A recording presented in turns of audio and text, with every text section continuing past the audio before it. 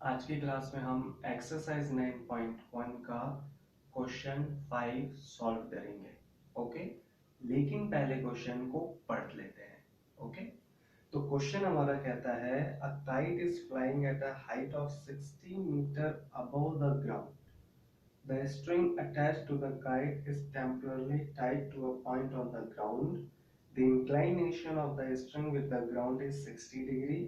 Find the length of the string assuming that there is no slack in the string.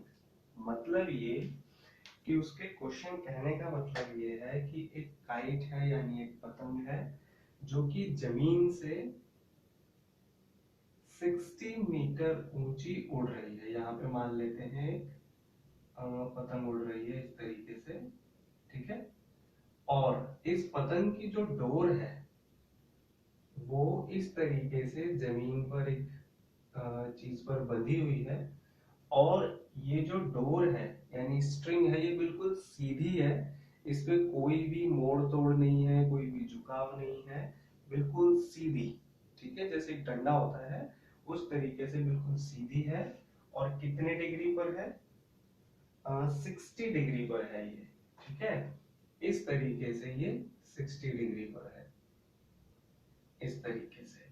तो कुछ अगर हम figure draw करें तो कुछ इस तरीके का फिगर बनता है। अब क्वेश्चन में वो ये कहता है कि बताइए ये जो लेंथ है यानी स्ट्रिंग की जो लेंथ है वो लेंथ कितनी होगी, ये वाली इस लेंथ हमें बतानी है।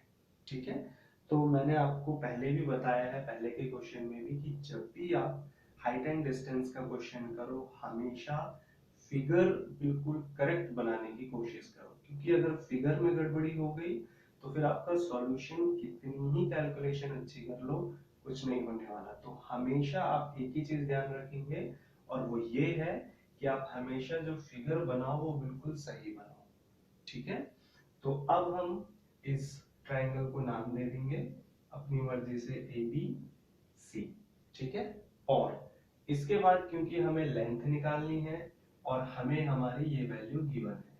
अब हाइट एंड डिस्टेंस में हम कैसे सॉल्व करते हैं? हाइट एंड डिस्टेंस में हम ट्रिग्नोमेट्रिक रेशियोज का यूज करके अपनी या तो हाइट निकाल सकते हैं या डिस्टेंस निकाल सकते हैं। ठीक है, तो इसमें भी हम वही चीज करेंगे, ट्रिग्नोमेट्रिक रेशियो का यूज करेंगे और अपनी जो लेंथ ऑफ द स्ट्रिंग हमसे पूछी गई है वो फाइंड करेंगे। ठीक है, तो हम क्या काम करेंगे in triangle A B C. कौन से ट्रिग्नोमेट्रिक रेशियो का यूज होगा भाई? क्योंकि परपेंडिकुलर की वैल्यू गिवन है और हाइपोटेनस की वैल्यू फाइंड करनी है।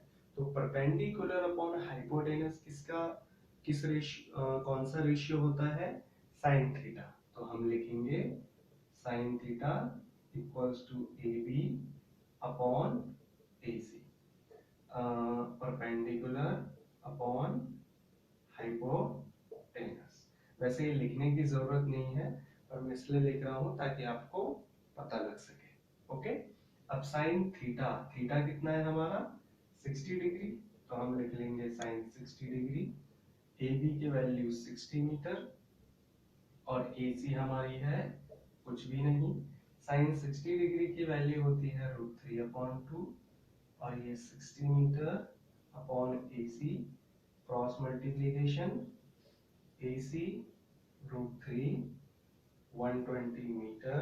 अब इस √3 को नीचे शिफ्ट करेंगे तो ए सी इक्वल्स टू 120 मीटर अपॉन √3। अब इस वैल्यू का रेशनलाइज कर देंगे तो ये कुछ ऐसा हो जाएगा। अब रेशनलाइज करने की जरूरत क्यों पड़ी? क्योंकि कभी भी कोई भी वैल्यू आ जाए उसकी जो डिनोमिनेटर में वैल्यू होगी वो इरेशनल नहीं होनी चाहिए। अगर इरेशनल हुई तो हमें रेशनलाइज करने की जरूरत पड़ेगी। ये चीज ध्यान रखना है, मैथमेटिक्स का रूल है। ऐसा नहीं है कि हमें अपनी मर्जी से करना है, मैथमेटिक्स का रूल है इसलिए करना पड़ेगा। ठीक है, तो इसमें हमारी कोई मर्जी नहीं चलेगी कि नहीं भाई हम नहीं करते। वैसा तो इतना लिख के भी काम चल जाएगा, बट क्योंकि रूल जो कहता है उसके अकॉर्डिंग चलना पड़ेगा तो इसलिए हम आगे करेंगे। ठीक है, अभी इसकी मल्टीप्लाई तो 120 √3 और 3 3 9, 9 का स्क्वायर √3, इसको सॉल्व करा तो AC की वैल्यू आ गई 40√3 मीटर, यानी लेंथ ऑफ द जो स्ट्रिंग आई वो आ गई हमारी 40√3 मीटर। और ये चीज हमसे पूछी गई थी, ये चीज हमने बता दी। तो आज की क्लास में सिर्फ इतना ही।